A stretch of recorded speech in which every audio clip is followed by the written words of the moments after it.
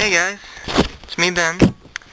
Anyways, the costume is finished except for making another axe out of foam because I made this one just for weight testing to see how much it'd drag on the belt and on the costume. It's just some plastic, spray painted silver, masking tape, electrical tape. And then this is actually wooden dowels for, I don't know, some really old school type of paint roller, like the wooden kind. The costume itself, I checked and it weighs about an extra 10 pounds, so it's not as heavy as I thought it would be. And I just really want to say thank you to everyone who has been clicking like on the pictures, commenting on it, saying it looks neat and all that, because there were a lot of times when I did not think it did. So you've helped me keep going on it. And anyways, I'm going to break down the costume for you piece by piece. The first is the arm guards. And what it actually is, you know, on siding for a house they'll have the fake metal sheeting for the gutters. That's what this is. I bent it out of shape, cut out a template of my arm that was about 4 inches longer on each side, curled it over, and then wrapped electrical tape around it, so that's what that is. The under wrappings are just some fabric from Walmart, and I think I got like 3 square feet of it, because the wraps themselves, even though they don't look like they're very long, to hold the chainmail up, they're about 6 feet long each. So it actually is kind of making my hands a little numb, so I might have to deal with that later. Anyways, the chainmail, I was going to do a full chainmail shirt, which meant everything. Oh my gosh, that's a wasp. Anyways, that would have been neck, shoulders, arms, chest, stomach. That would have been lots and lots of money, and I'm not going to spend that much money on something that I don't know if it'll turn out right or not. So all the chainmail part really is, it goes from here to here, and it's about 6,419 rings each for each arm. And the reason why it doesn't look like that many is because it goes all the way up into here, but I had to wrap it around with this to keep it in place. And anyways, I made this vest. I know you can't see right now because I'm covered in the rest of the costume, but there's a vest under here that I'll probably put up under timeline photos that I just secured it to around there, and I made the vest out of fake leather.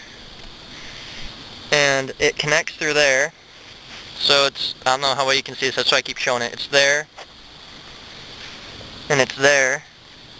Oh no, it's ripping. See, I had to fix there with electrical tape because it was ripping. And let me show you the rest of the costume. I have, of course, the white Templar Knight chest piece emblem, which is white cross for Order of St. John. Have a regular belt on. It's old and broken, so I use that instead. This piece of fabric here, it's to hide the seam of the 2 shirts sewn together. They didn't have that, but I did. I don't have the gray sweatpants out yet, but there you go. And then these are just boot liners that have a shoe inside them, so that way if I step on anything hard, it won't go through my foot, and wrapped in electrical tape. But it looks like bindings of an old fabric shoe like what they used to have. And then this is the most expensive piece of it all, the big boy on the block. This is a 12th century replica of a Templar Knight's helmet, and it's called the Sugarloaf style helm. And this, I bought this on eBay. I don't remember for how much, but it was a lot. Anyways, and it's all riveted together. It's real steel. It's one of the coolest things I think I've ever bought. Why did I say bought? Yeah, maybe it's the circulation in my hands. Anyways, coolest thing I've ever bought. And it came dented here, but I didn't really care because that just kind of adds to the costume. And anyways, that's the main part of it. Old ski mask, wool ski mask, so it's kind of hot when I put it on, and I just slid it up the back because otherwise if I were to have closed both sides, I wouldn't have been able to fit it over my head.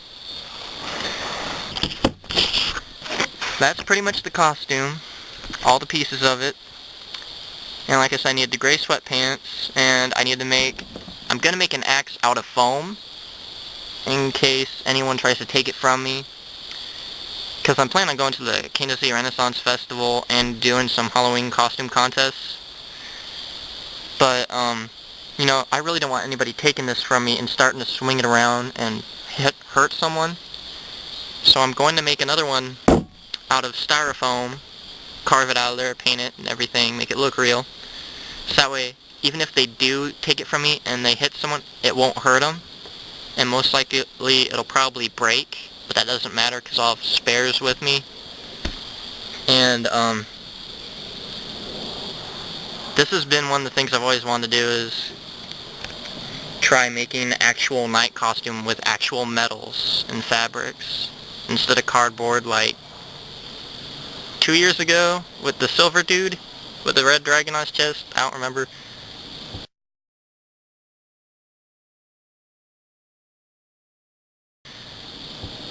I think that was supposed to be a jousting knight.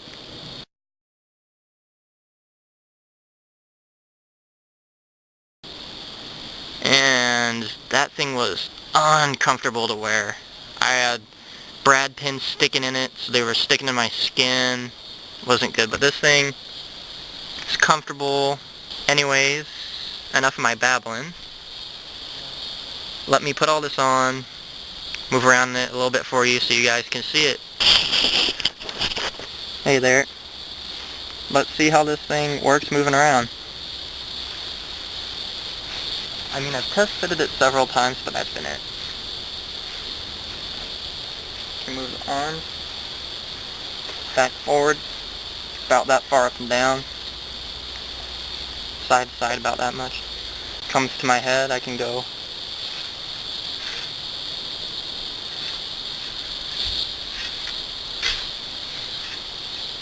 about like that. Arms you already saw. Torso would be like that. I don't know if I need a back.